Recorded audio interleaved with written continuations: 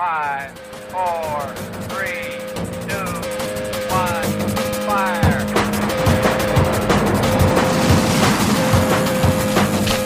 The only thing we have to fear is fear. Mile 18. This is Endurance Nation. Hello there, and welcome to another episode of the Endurance Nation podcast. I'm Coach Patrick, your host on these different episodes that cover interviews with our members and with industry leaders, as well as regular topics that are pertinent to endurance athlete success. This time around, it's getting close to the fall, and I wanted to let you know that our season is kicking off on November 1st. That's right. Endurance Nation works through seasons, and our winter training program kicks off in earnest on November 1st. If you head over to endurancenation.us, you'll be able to enter your email address to get all the details about what's coming up and learn why starting in November is super important and how we can work with you over the course of the winter using our patented OutSeason program and the subsequent training phases of the year to create the conditions and knowledge you need to be your better and faster self. And if you're ready to get started early, can't wait till November 1st, we have a durability program for you too. So once again, head over to endurancenation.us, enter that email, learn more about what we are doing here over the course of the year, why Endurance Nation is different, why training with a team is the way to go, and how we can help make you successful. Until then, I look forward to hearing from you online somewhere, and sit back here now and enjoy this episode. Endurance Nation.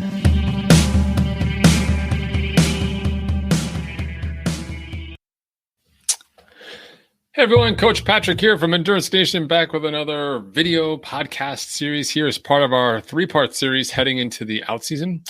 And in this video, I'm going to capitalize on what we did in videos 1, where we talked about our methodology, going hard, going home, the aerobic stuff, really resting big. And the second piece, which is some of our core training principles around the winter and the things that we eliminate so we can focus on what matters, right? Because focusing on what matters is what really changes a normal training program and training approach into something really advantageous for you as the athlete.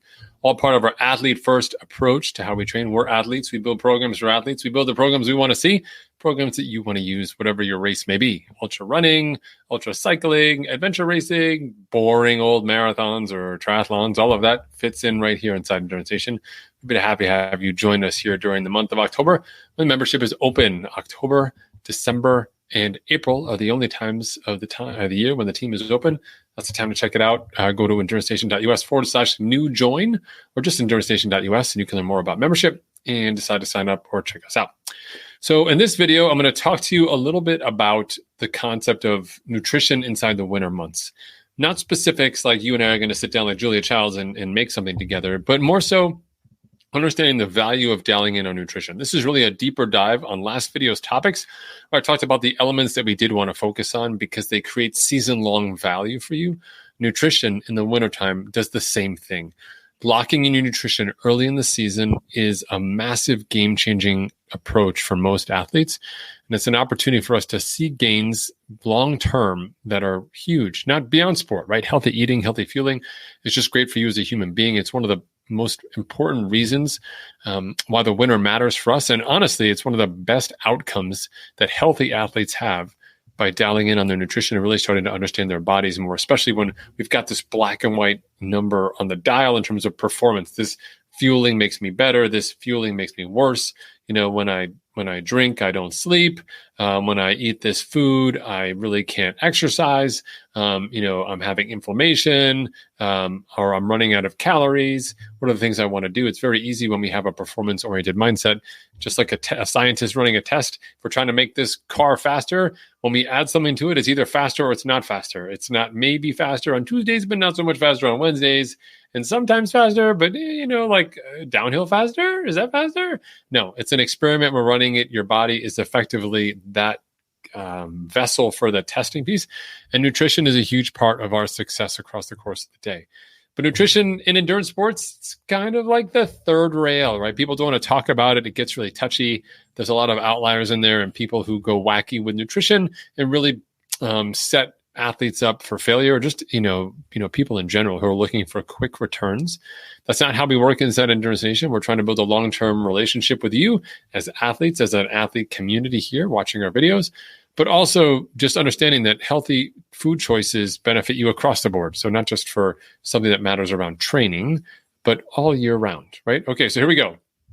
Let's talk a little bit about what a healthy nutritional practice looks like and sort of our benchmarks inside the team before I dive in more deeply. Number one, healthy nutrition program really just has you eating, consistent quality foods throughout the day. You should have access to these foods. Ideally, you're able to, find them, have them with you, whether at home, work, or wherever you may be working. But we're not really making tons of compromises in our day, right? So if you just don't have access to those foods, it's going to be challenging. But really structuring things so that you're making the best possible choices from options and not being limited because of a reason that's maybe inhibiting your ability to choose food, right? Number two, fueled workouts for best outcomes. The better you fuel, the better your workouts. As I said in an earlier video, we want full strength workouts. That means showing up rested. It means showing up fueled as well. If you have a workout where you may be rested but not fueled, or anytime your fueling is suspect, you're going to have a less than effective workout. And also you're going to carry fatigue and residual repercussions, kind of remnants of that poor nutrition into those future workouts, right? And so it really can turn into a downward spiral pretty quickly where people say, I didn't feel so good on Tuesday, but whatever. Now I'm on Friday and I feel terrible. It's just that exponential decline because the lack of fueling has really caught up with you, right? Third part here from a healthy nutritional practice, you have flexible options. So if something does come up, what are the options that you have? So you've built a system so you can manage those things. So for me, people laugh all the time, but like the center console of my car, it's got a couple snacks in it, some healthy snack choices. Because when hunger hits, and as my friends and family will tell you, it hits me quite often. I've got a good healthy choice there. If I don't have a choice, then I have to stop somewhere and eat. Most places that you just stop somewhere and eat doesn't have a lot of good options for you. So, solve for those things and be flexible enough and prepared enough to take advantage of those moments and turn them into net positive moments, right? And not setbacks from a nutritional perspective. And then finally, it's easy to damage control, right? So should something go wrong, something happen, you know how to fix it. So if it's your plan, you built it, you know how to fix it. If I give you some sort of complex plan with many steps and requirements and photo logging and apps and whatever, and something goes wrong, you need to come back to me to fix it. This nutritional program at the outset, unsustainable because you're not in charge of it, you're not managing it. We do our best to set you up for success. All right. Are you ready? Let's dive into our steps for this healthy nutrition practice as we implement it in the winter with Endurance Nation. Step number one, set your intention. What is it you want to achieve, right? What are you looking to do? Are you trying to be faster on the bike, faster on the run, healthier overall, reduce stress on your legs or your joints, maybe because you're carrying some extra pounds. Maybe you just haven't had great races. You're lean and mean and all of that, but you just can't put together a solid race. Something continually goes wrong. Once you get beyond 5 hours or 6 hours and you have to start using external carbohydrates and things start to fail from that perspective, what's going on? Let's define that intention. Let's really nail that down because that's going to be our guiding light that we want to have, visible somewhere, but we're also ready. And the second part is, what's your mantra? So now we know what we want to do. Let's just say that, I want to be faster on the run. I'm doing a hilly race. So I know if I can get my lean body mass down to a healthy number, I'll be okay. So what's my healthy mantra? I mean, use this mantra not like on a daily basis, like wake up and be like, I'm going to start my day, eat right, be light or something like that, which clearly I just made up right now. But the mantra that you'll use when you need to make a healthy choice, right? So when you're faced with a choice, you walk in and you're like, oh my God, I'm so hungry. There's this thing right here. What's the mantra you're going to say to yourself that says, you know what? I'm going to go one more aisle, right? Maybe it's one more aisle. This aisle looks yummy. Lots of flashy colored packages, not the stuff that I want. I'm going to go one more aisle and find the thing that I really want to get into, right? The thing that I really want to, sort of use or fuel with or find a better choice. So go one step beyond. So not only set your intention, but also set that mantra. Okay, super important. And these are things you can do without a coach. Do it on your own, right?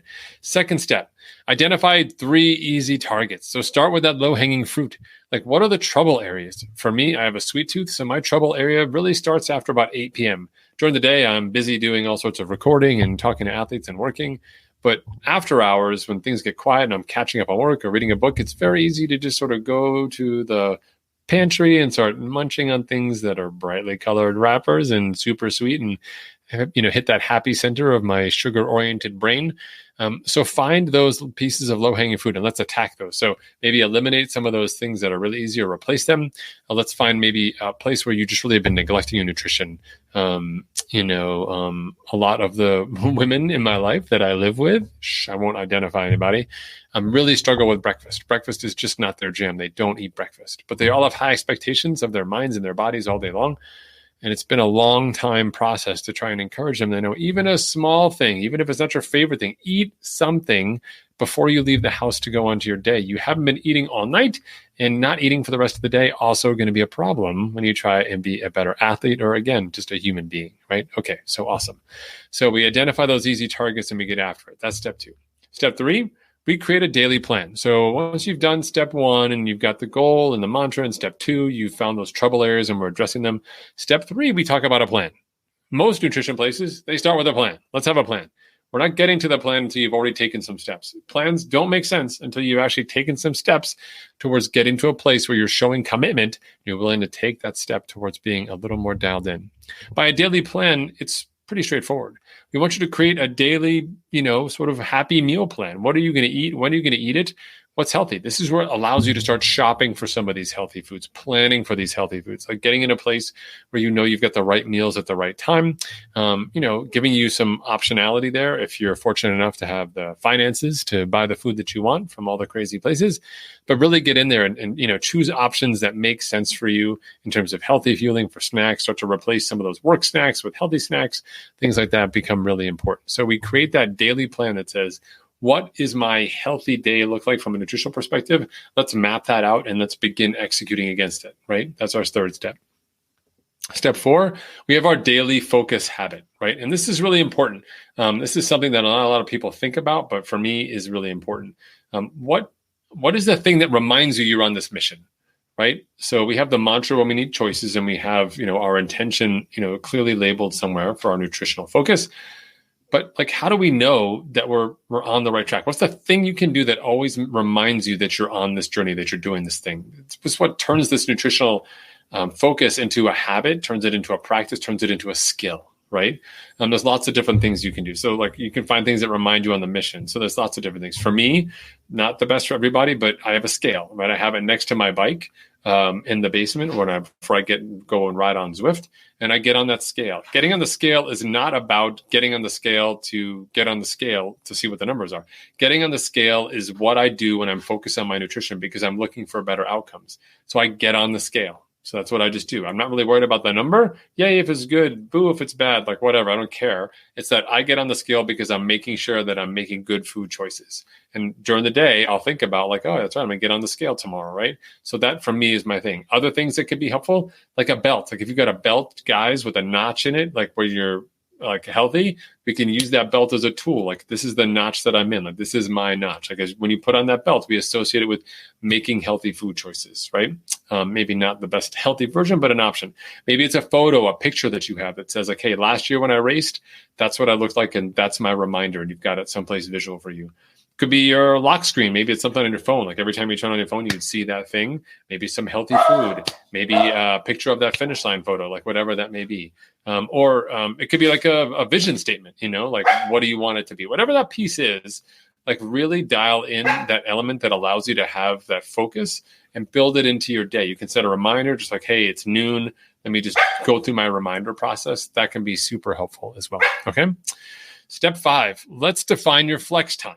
Right now, a lot of people love to start with this. They'll say, I'm doing this diet. When's your cheat day? We don't do the cheat day until you started doing stuff that gives you a reason that maybe you want a cheat day. I don't like calling it a cheat day. I like calling it flex time instead, because when I think about what it means to be good with your nutrition, it's also being, relaxed with yourself, giving yourself some grace. Understand that you're not going to hit it all gas every day. Some days you're just going to have bad days, and that just happens, right? One of the ways we can deal with that is to plan for it. So give yourself times. Maybe you go out to dinner once a week, relax, eat, drink, be merry, do the things, be focused those other days. Cause on Friday you get that meal, right? Or maybe it's a special treat or reward, hey, you may not be going out this weekend, but maybe you go to a fancy supermarket and buy some super fancy dessert item. I don't know what that may be. Actually, in fact, please don't tell me what it is because I don't want to know what else exists out there. I'm really trying to stay focused right now. But turn it into something healthy where you can still have fun. You're not being restrictive in all environments. You can still be authentic to yourself, but be focused when you want to. So that focus, becomes something that we dial up when we want, and we can dial it down when we need to, and you can still be sort of a human being. So really create parameters for that flex time to happen and give yourself that break. For people who are just starting out, I'll often tell them like, hey, let's go Tuesday, Thursday, great days. When they hit that, I'll be like, okay, let's go Monday, Wednesday, Friday, great days. Forget your Tuesday, Thursday, right? Monday, Wednesday, Friday, that's 3 days, right? Then I say, okay, let's go Monday through Friday. Can we get 5 good days? And that's a great place to be. If Saturday and Sunday aren't great, but Monday through Friday are good. And it's usually easier that way because of work and scheduling and the way life sort of sorts itself out. Great. Only the most advanced people go to like 6 days, right? And I don't recommend 7 days because you're a human being and you should have some fun time and, not always be super restrictive, have the ice cream or do the thing that you love or whatever it may be, right? And that's super important. Now, from the bonus option side, this is where Endurance Nation really gets to be effective. We don't want to do this alone. You want other people to go through this journey with people who, keep you on track, people who are supportive, people who will listen, people who understand, people who are making similar mistakes or maybe making different decisions that can be informative to you. Having a group of people who are also similarly focused is really powerful. And we do that in the OutSeason by making sure that athletes who have similar focuses, whether it's by sport or by nutrition or just by overall fitness, are aligned so you can connect, share those lessons learned, and become better at managing all of those inputs so you get the better outcomes, right? And then also, we want to have professional support nearby. So you may have someone in your life who's like a nutritional expert. We have partners that we have discounts with who provide nutritional consults for our athletes as well. And many of our athletes have used those services as well, so you can get some recommendations. But if you do run into a roadblock, you're unable to solve something yourself, or by making a couple of changes, that you may get some advice from me or from the team, then having a professional resource available is really important. So that you've always got a fallback just in case, right? So, something for you to think about, like say you're doing rock climbing, you learn how to do the basics. When you're doing some real climbing, you got someone who's kind of spotting you. You got someone who's helping spot you nutritionally as well, maybe get you over that critical hump or help you solve this problem by looking at something different or bringing a new level of experience to the equation. You've always got that opportunity and you have that backup here inside Endurance Nation. All right. Okay, that's Coach Patrick here signing off from our third video in this 3-part series and really covering nutrition in the wintertime and the OutSeason. Reminder, this is part of our membership drive. Every year we open up the team October, December, and April and let people join. Otherwise, you have to be on the wait list or know somebody for a referral. But the goal here is to really introduce more athletes to our athlete-first mentality, prioritizing your training, making you a smarter and stronger athlete, setting up for long-term success, and helping you tap into the 15-plus years of experience that we've built across this unique place that we call Endurance Nation. There's over 350 people on the team right now. Would love to meet you, learn what your races are, and help you solve some of these challenges that you're facing as you look towards building a fantastic year. If you've got questions, you can hit us up on Facebook or visit us at endurancenation.us or endurancenation.us/new join, all one word. And you'll be able to use the chat bot there to ask us away, and we'll get back to you as soon as possible. All right. Hope you enjoyed this video. Hope you share it, pass it on to a friend who maybe needs to hear some of this common sense advice around structuring your approach to nutrition. Take care. I'll talk to you soon.